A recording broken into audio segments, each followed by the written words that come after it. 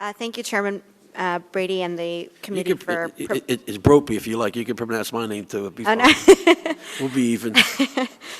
For providing the opportunity to address you today. I am the program director with the Student PIRGs New Voters Project. The Student PIRGs are the largest student civic engagement program in the country. Our New Voters Project is the oldest and largest effort, nonpartisan, on-the-ground effort to mobilize young voters in the nation. As we speak, right now, 85 organizers are working on 150 college campuses in 24 states, running massive voter registration and mobilization drives that combine on-the-ground and online organizing to ensure that young people turn out on November 4th.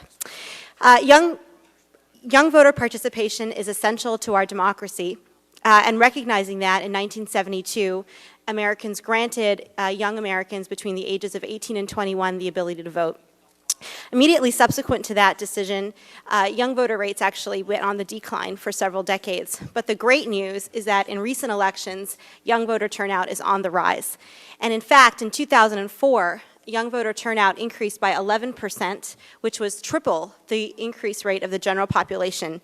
And in 2008, in states where comparison data is available, young voter turnout rates actually doubled. So we're at a very exciting time right now in our nation's history. And as policymakers and local officials and education officials look at these trends, we should be asking ourselves one fundamental question: how can we keep the momentum going? How can we ensure that young people continue to show up in bigger and bigger numbers? And despite the importance of resolving this question, several barriers persist that make it more difficult for young people to show up and cast their ballot at the polls. And what I'm going to spend the next few minutes on of my testimony is identifying where those problem areas are and proposing solutions to those problems. The first are restrictive photo identification laws. Every state in the country requires its citizens to present proof of or swear to residency in order to cast a ballot. Unfortunately, in specific instances, these requirements end up creating, unintentionally, barriers to student voters. The state that has most illustrated this problem is Indiana. During the primaries, a new Indiana law came into effect that actually required students to present either a state-issued or a federal-issued photo ID when they arrived at the polls. The problem with this law was that many students don't actually possess this required identification. And in fact, in just a few hours, a small team of our staff in Indiana documented a dozen cases of students who showed up at the polls to vote on primary day and weren't able to cast a ballot because they lacked the required identification. And these were not surreptitious attempts at voter fraud. These were bright-eyed, bushy-eyed students who showed up very excited to exercise their rights as citizens for the first time. And in fact, at St. Mary's College, which is a sister school to Notre Dame University, two students I talked to really struck a chord. They both volunteer at the local elementary school. They're members of the campus ministry. And they just happened to be born in Illinois and were at St. Mary's for college. And they arrived at the polls armed with identification, with their school ID, with their birth certificate, with a card issued by the local registrar, with their driver's license from Illinois, and they were refused the ability to vote that day. And when I talked to them, really, it was hard to miss the tone of dejection and really disillusionment at the message that they'd been sent that day, which was, they're not welcome in our democracy. So that's voter identification laws. Other issues that have arisen have already been mentioned by the committee, which are restrictive interpretations of state law. In Virginia, there have been recent instances where local registrars have issued warnings to students predicting potential dire consequences for registering to vote where you go to school. And unfortunately, Virginia is not the only place where this has arisen. In fact, in South Carolina, local registrars have provided similar advice to students. In fact, as was reported just today in the press, a local registrar in South Carolina around Furman University tells students that if they are registered if they are included on their parents' tax returns as dependents, that they are not able to vote where they go to school as a blanket policy, which is incorrect information.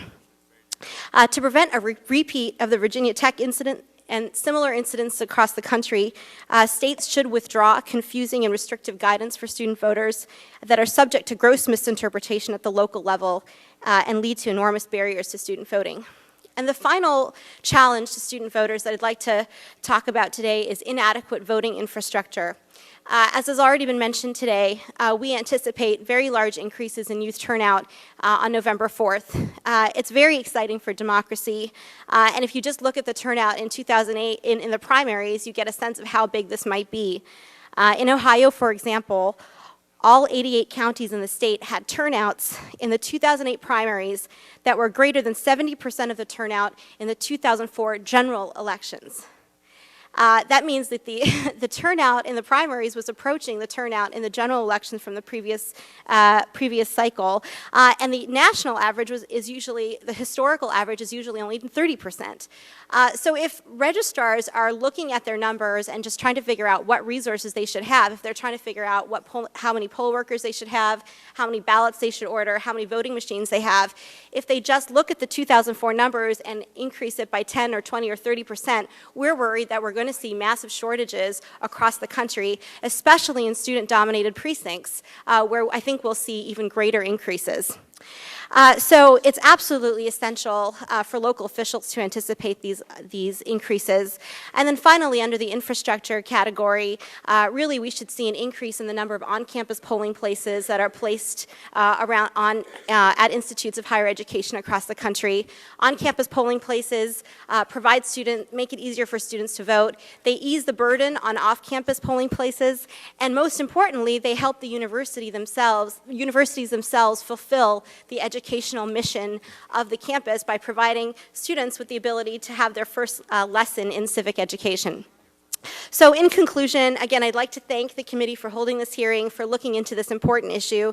I'd like to thank Congressman Ellers for standing on campus and registering voters when he was in Michigan. The great news is we're here because young people are voting in bigger and bigger numbers. It's really great for democracy. And the thing that we should do is take a few simple steps to make it even easier for young people to show up at the polls. And by doing so, we'll send a strong message to students who are across the country and here in this room that their vote is not only encouraged, but aggressively advocated for. Thank you very much. Thank you.